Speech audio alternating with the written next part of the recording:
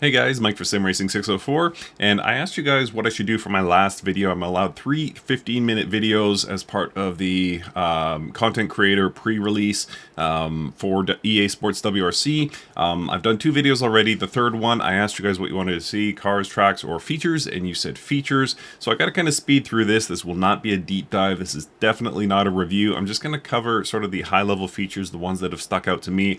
Odds are there's going to be many of you who I don't highlight the feature that you were looking for, so I apologize in advance. There is an official features deep dive on the EA channel, so be sure to check that out as well. And honestly, if I missed something you were looking for, you've only got about 3 more weeks to wait. All right, so let's take a look at the garage here. Right now, I've just completed the third of 5 stages at an event.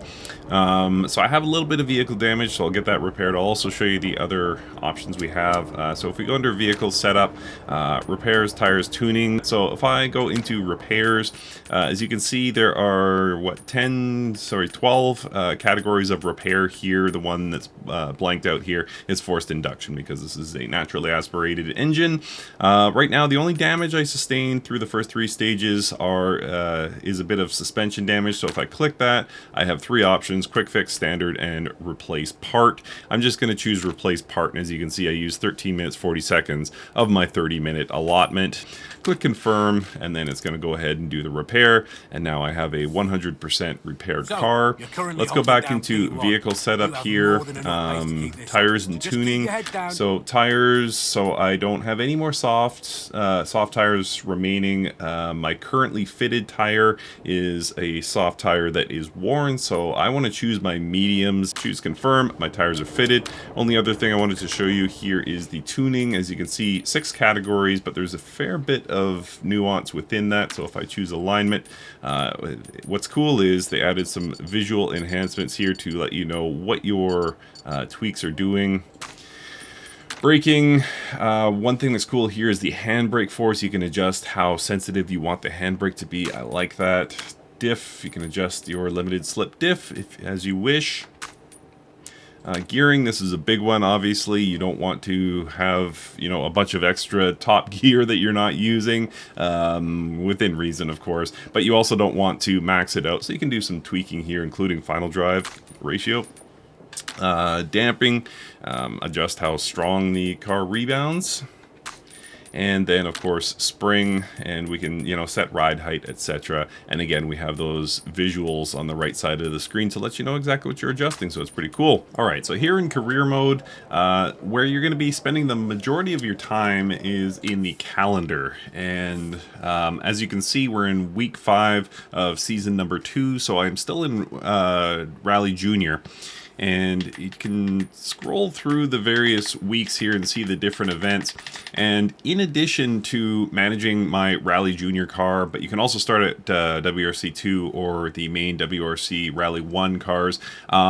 In addition to managing that development and making sure you place at a certain position at the end of the season, you can also build a garage of various cars. In my garage, currently I own 3 cars. Again, this Rally 3, that is the junior car that I am running for the season. I also own the McRae R4. And then I also bought an H2 car. These can be bought for fairly cheap, so I went ahead and picked one up. And then if we go back into the calendar, I'll just go backward for whatever reason. There's hospitality events like this where they supply you with a vehicle, but you can also, if you have an H1 car, you can participate in this event. It's a good chance to get a bit of experience and keep your benefactor happy.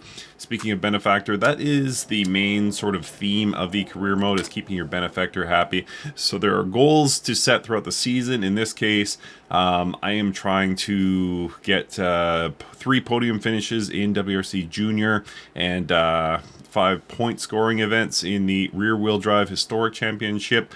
Yeah, so there's various. You don't have to hit them all, but the more you hit, the higher this bar is gonna go.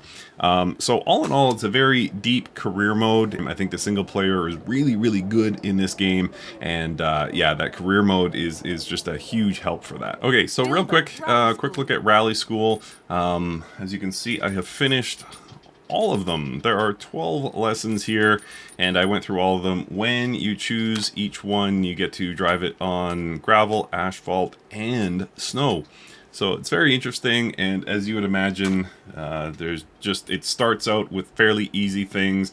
Once we get past the basic category, we go to advanced, starting at lesson number 5. And honestly, they're not that advanced. Some of them took me a few times, but generally they're fairly easy if you're an experienced player. But if you're a new player, this is going to be, I think, very, very helpful and a good way to get started. And speaking of new players, let's take a look at some of the assists and other options we can tweak. If we go to assist, as you can see, there's a whole bunch of assists we have. The only one I have turned on, I think, oh sorry, I have clutch turned on and automatic wipers on. The rest is just set to 0. Totally your preference. This is also where we select the transmission type. I do manual sequential, which gives me control either with my paddles on my wheel, or I do have a sequential stick shift here from SG Racing. But if you're driving some of the older cars, you can go H pattern, and that will then apply to all cars, by the way. So it's not selectable by the car, it's just a universal. I would now be shifting a Rally 1 in H pattern, so you might have to select it before each event you enter, but honestly, you are given the option to go to options before you start each event, so it's not that much to adjust it. And relating to assist, we also have accessibility, which I think is really, really cool. If you're colorblind, you can apply a filter. That is great. If you have trouble hearing, there are subtitles, and yeah, there's just some very cool things that you can do here in terms of accessibility. It's something that I think is very important in the world of racing games, that we invite as many people in as we can, and if you need a little bit of help, the game does provide some assists to hopefully help you enjoy yourself, so I think that's really, really cool. Okay, and again, not a review, but I did want to show you something so many people have asked. Does this support VR? Does this support triple screen? VR, I don't have access to it yet, but it is certainly planned for this title. In terms of triple screen support, short answer is no. So what we have here, if we go to basic graphics, as you can see, I have my 3 monitors set up, so it's 3 times 1920 basically is what I have set up. Unfortunately, there is no tweaking for triple screen support. So triple screen support is, you know, we can usually adjust or tell the software how far we are from our main monitor, the angles that our outside monitors sit at, the width of the bezel, and you know, you get a proper wraparound look. Unfortunately, it just kind of stretches it because it's seeing it as a flat monitor in this particular title. It's something that we had in Dirt Rally as well. I don't think WRC supported triples. It's really unfortunate that EA Sports WRC does not have that, but the good news is it is based on the Unreal Engine, and we know from games like ACC that it is possible, so hopefully we will get that in the future. I would love to see proper triple screen support. I know the majority of users don't use triples, but those of us who do really appreciate having that triple screen support. So hopefully we'll see that in the future, but as of right now, there is not. All right, so let's have a quick look at controls here, because I find controls somewhat interesting. The good news is, and I'll just keep this one simple, but it does support multiple inputs. So I know some games, like the F1 games and the WRC games from KT Racing, were notoriously bad. You could only have one input, or it was a big workaround. This one was simple. It found everything. For some reason, it's finding 2 instances of my CSLDD, but I'm not too concerned about that. But it does see my SG combo shifter. That is my sequential shifter and handbrake, and also my Moza HGP shifter, and I've tested with both and they work fine, so that is great. And then within each, of course, you can easily bind different buttons to your preferred to what you want them to do for you in game. So fairly easy. And then we talk about vibration, force feedback. I have everything just on default, and I think it feels pretty good with my CSLDD. At some point I will share my Fanatec settings, but I just left everything as is on default, and it feels pretty good. Okay, so we'll talk a bit about stages and cars. Not going to do a deep dive, but you know, there's this many locations, so we've got quite a lot on offer here. We can go into any one of them.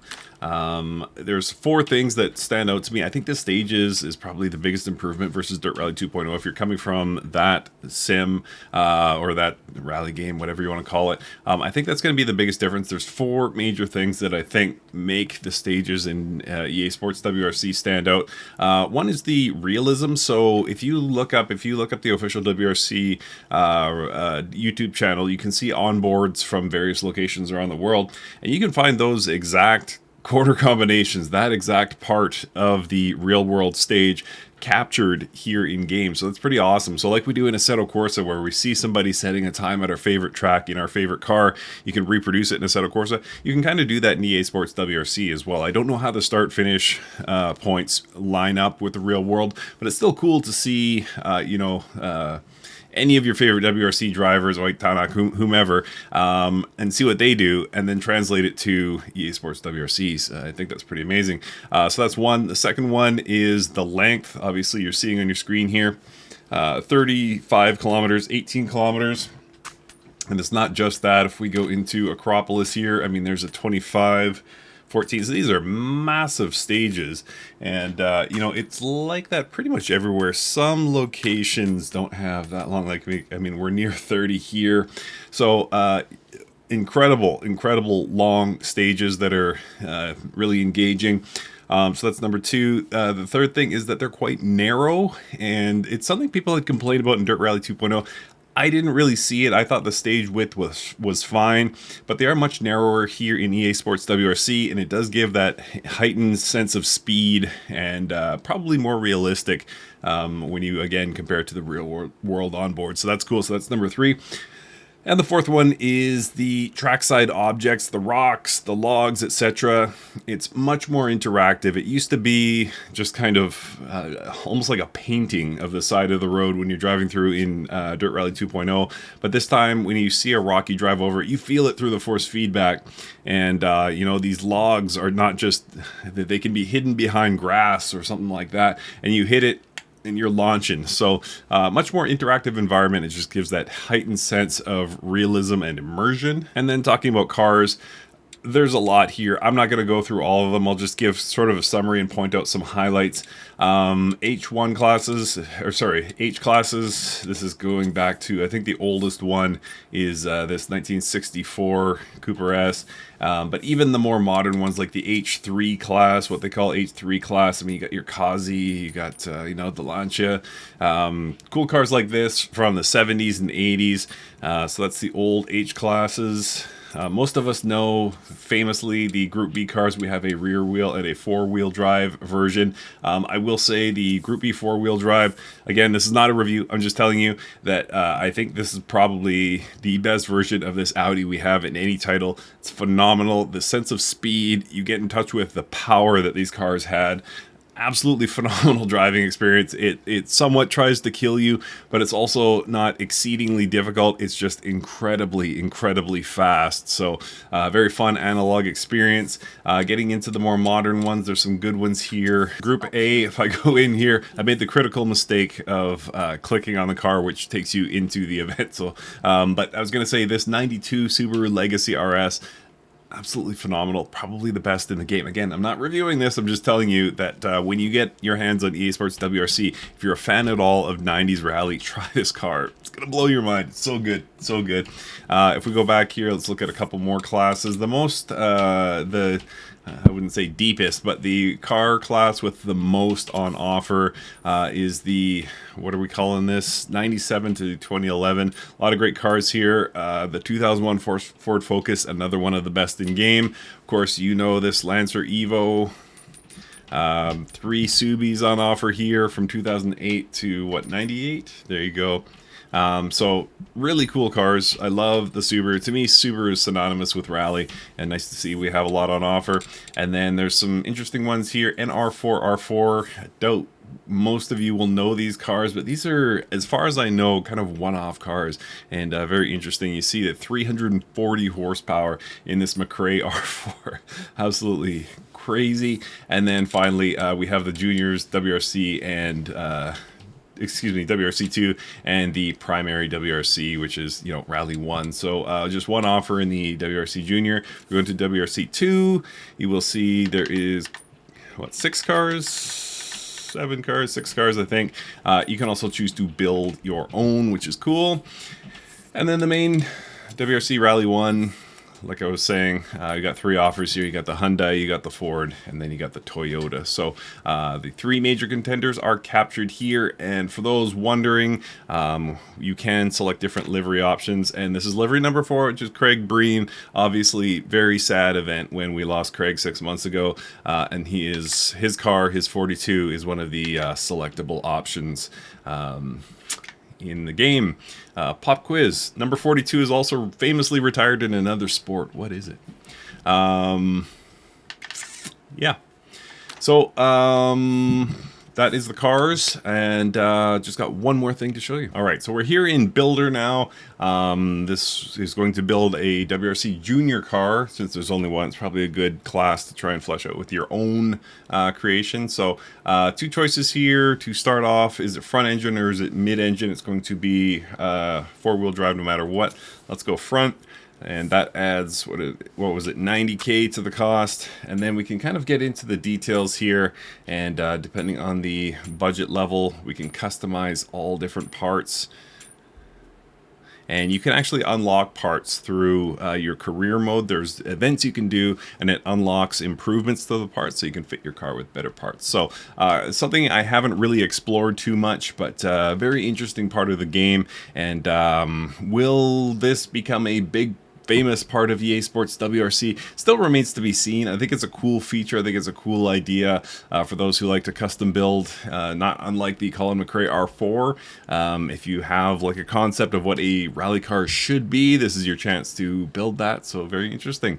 So that is it. That's the tour of the features. Again, I probably missed so much stuff that you guys were looking for, but there's only a matter of weeks to wait. So you can be surprised, just like I was a couple weeks ago when I got my hands on it. But I'm going to leave you with some Group B versus Rally 1, and hope you enjoy. Thanks for watching, and we'll see you next time.